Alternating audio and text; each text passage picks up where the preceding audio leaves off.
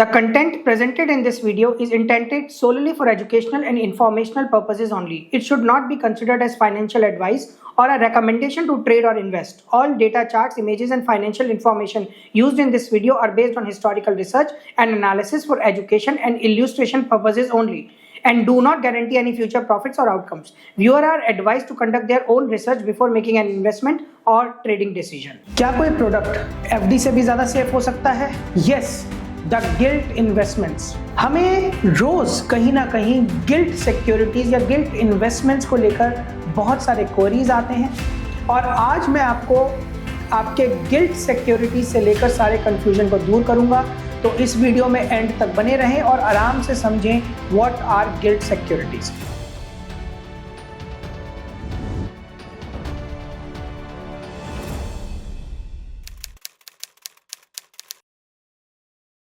आगे बढ़ने से पहले एक इंपॉर्टेंट अनाउंसमेंट। इस मंथ का वेबिनार होने वाला है टैक्स मैनेजमेंट को लेकर। मार्केट में अर्न करना जरूरी है, लेकिन उससे ज्यादा जरूरी है उस इनकम का लीगल टैक्स मैनेजमेंट। आप इक्विटी, डेरिवेटिव्स, कमोडिटी, क्रिप्टो या फिक्स्ड इनकम सिक्योरिटीज में इन्वेस्ट या ट्रेड करते हो, इस पर लगते हैं अलग अलग तरह के टैक्स, जैसे long term, short term capital gain, F O पर business and professional tax, crypto taxation, fixed income securities पर टैक्स, सबसे इंपॉर्टेंट लॉस होने पर टैक्स को कैसे मैनेज करें। इस सब का डिटेल इन डेप्थ नॉलेज लेने के लिए ज्वाइन करें this month free webinar, link in the description.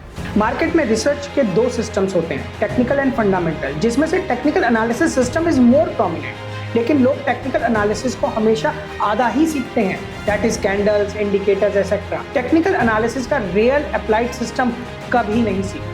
आपने कई बार हमसे रिक्वेस्ट की to train you in the real concept of applied technical analysis, that is how we create a strategy for you people with a real mindset. आज वो मैं आपको सिखाऊंगा, ताकि आप कभी भी किसी पे भी अपनी रिसर्च और अपनी इन्वेस्टमेंट्स के लिए डिपेंडेंट ना रहो। आप IBVM की ऐप पर जाकर इस पूरे real applied technical analysis concept को देख सकते हो। हमारे इस real applied technical analysis concept की फुल ट्रेनिंग न्यू ईयर की ओकेजन पर हाईली डिस्काउंटेड प्राइसेस पर अवेलेबल है for a very limited time. Don't miss the opportunity. Also watch the initial episode free. Download the IBVM app now. सबसे पहले समझते हैं कि what is the meaning of guilt. Guilt का मतलब होता है गवर्नमेंट ऑफ इंडिया की सिक्योरिटी। सिंपल वर्ड्स में, जब आप गिल्ट खरीदते हो, आप सरकार को लोन देते हो। ये गवर्नमेंट ऑफ इंडिया या स्टेट गवर्नमेंट के थ्रू इशू किए जाते हैं। इनके डिफॉल्ट होने के चांसेस ऑलमोस्ट जीरो होते हैं, क्योंकि सरकार रीपे करती है। रेट ऑफर्ड FD की तरह ही होते हैं, इसीलिए इन्हें गिल्ट एज्ड या हाईली सेफ भी कहा जाता है।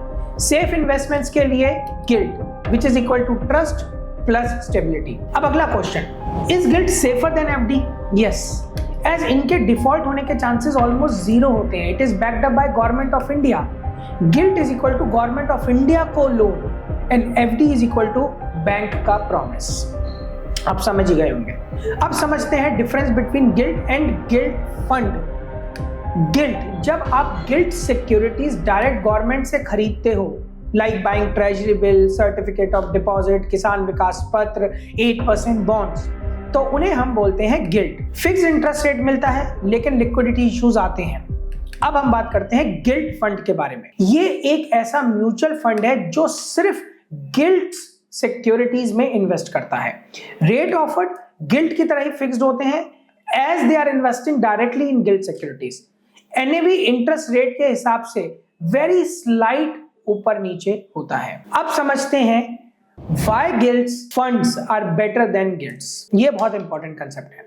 सबसे पहली चीज, जब आप गिल्ट फंड्स लेते हैं तो आपको डाइवर्सिफिकेशन मिलता है। Guilt funds invest in multiple government securities that gives better flexibility and an opportunity to park reserves in different products, and thus getting more hedging and chance of putting reserves at different interest rates। देखिए, अलग अलग government securities में guilt आपका लगाता है, जिससे एक sense of diversification या पूरी डाइवर्सिफिकेशन मिल जाती है अलग अलग इंटरेस्ट रेट पे। दूसरा, professional management. Fund manager decide करता है कौन सा बॉन्ड कब खरीदना है या बेचना है, और best at best possible rates, right.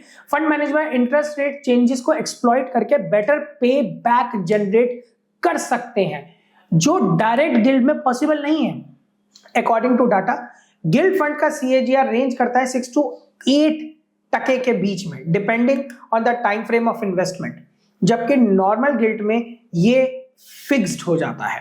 Third, liquidity. Direct guilt को आपको मैच्योरिटी तक होल्ड करना पड़ता है।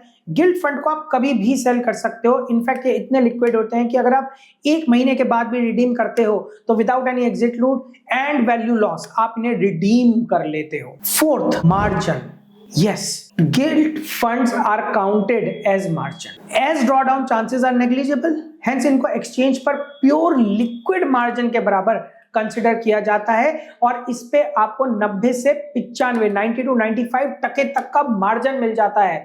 So pure liquid margin maintain करने की कोई जरूरत नहीं पड़ती है, वो भी बिना लॉस ऑफ अपॉर्चुनिटी कॉस्ट के, क्योंकि लॉजिकली आप गिल्ट फंड्स में इन्वेस्टेड हो जिसका इंटरेस्ट आपको मिलता है। इस फंड को एक्सचेंज पर डेरिवेटिव ट्रेडिंग के लिए मार्जिन की तरह यूज किया जा सकता है और अगर आप इस पर डेरिवेटिव ट्रेडिंग करके जो भी निकाल लो, जो भी एडिशनल निकाल लो, that is your added advantage where you know IBBM is the best। भाई ऐसी नॉलेज के लिए भी आपको सिर्फ IBBM ही पे आना पड़ता है और IBBM ही आपको ऐसा नॉलेज देता है। So follow us, like us, subscribe us, और अगर वीडियो अच्छा लगे then share this video with as many people as possible जो अपने फंड्स को सेफली पार्क करना चाहते हैं without the headache of liquidity.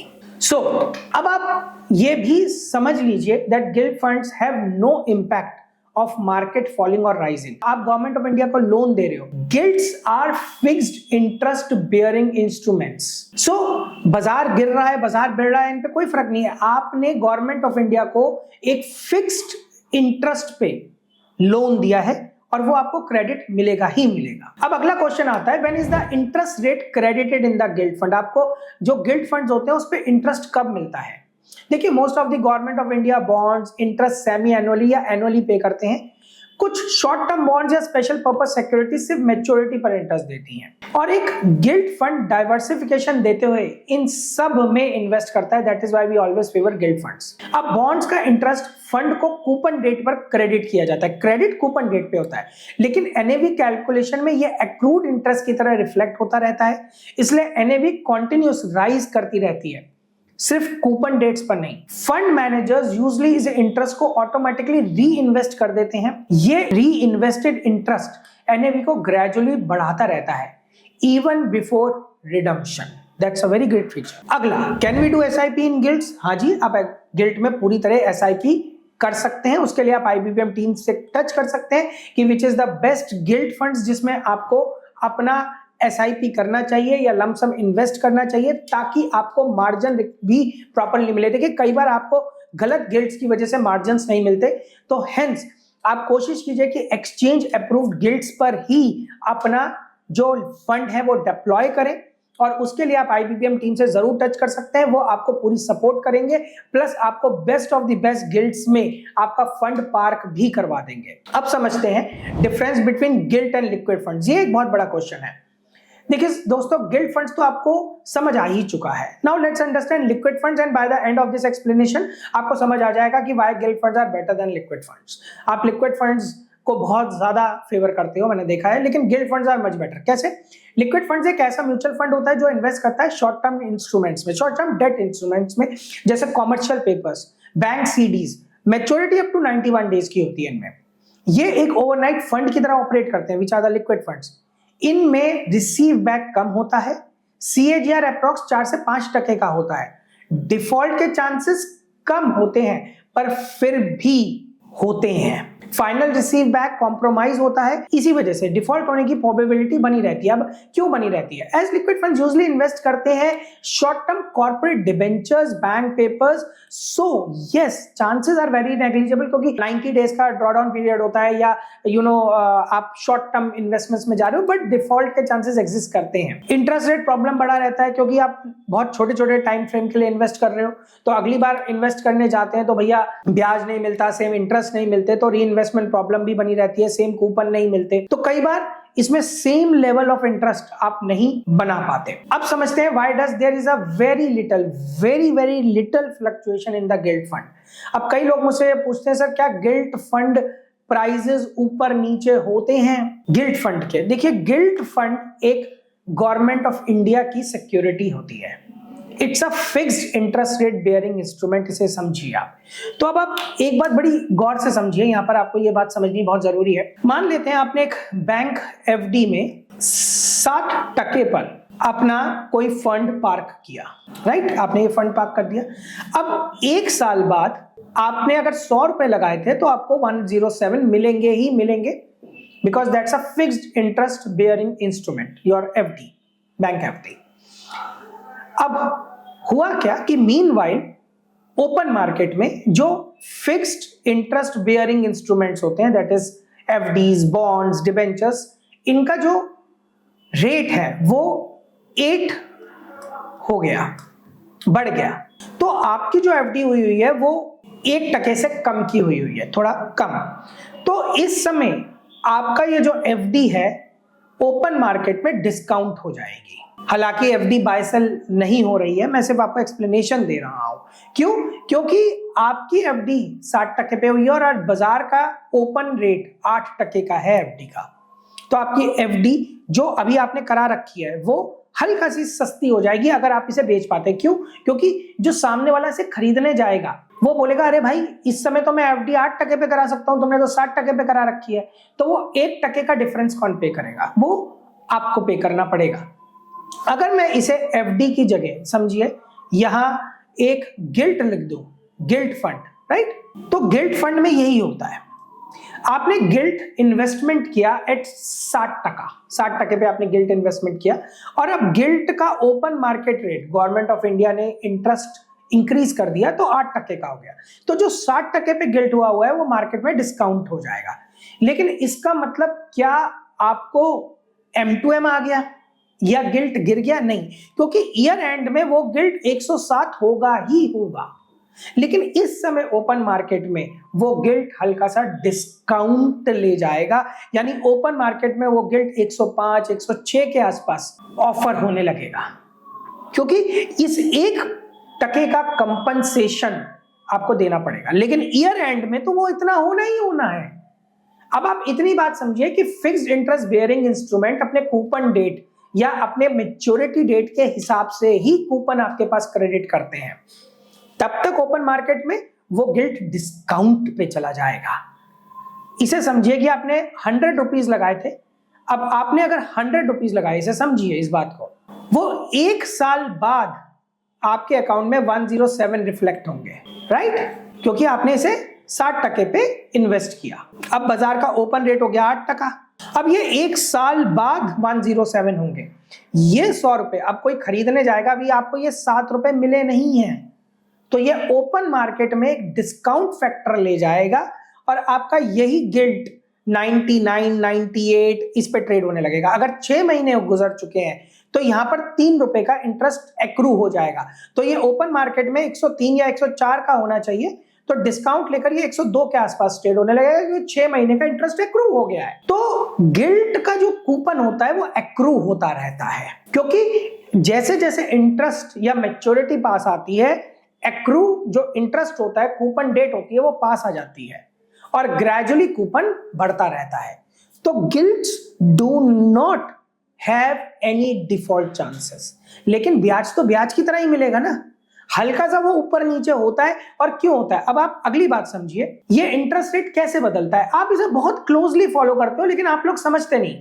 RBI का रेपो और रिवर्स रेपो, ये हम बार बार देखते हैं। हम बाजार के लोग हैं, आरबीआई का repo rate, reverse repo rate हम रेगुलर चेक करते हैं। अगर आरबीआई अपना repo rate, reverse repo rate घटा देती है तो जो फिक्स इंटरेस्ट बेयरिंग इंस्ट्रूमेंट है वो डिस्काउंट हो जाते हैं, और अगर बढ़ा देती है तो वो बढ़ जाते हैं, जिसकी वजह से गिल्ट यानी फिक्स्ड इंटरेस्ट बेयरिंग सिक्योरिटीज में हल्का सा 25 बेसिस पॉइंट, 50 बेसिस पॉइंट का फ्लक्चुएशन रहता है।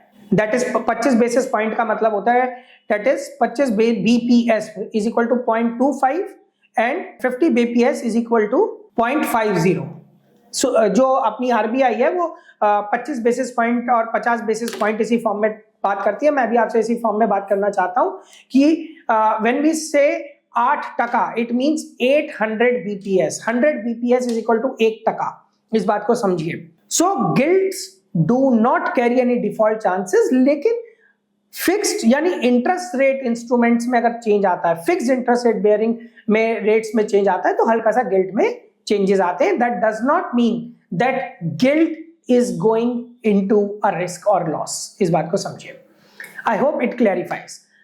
अब दोस्तों जब इतना समझ गए हो तो समझ गए होगे कि gilt are much better instruments than bank FD, क्योंकि वो आपको मार्जिन फैसिलिटी भी देते हैं, लिक्विड फैसिलिटी भी देते हैं, डाइवर्सिफिकेशन फैसिलिटी भी देते हैं, हर फैसिलिटी देते हैं।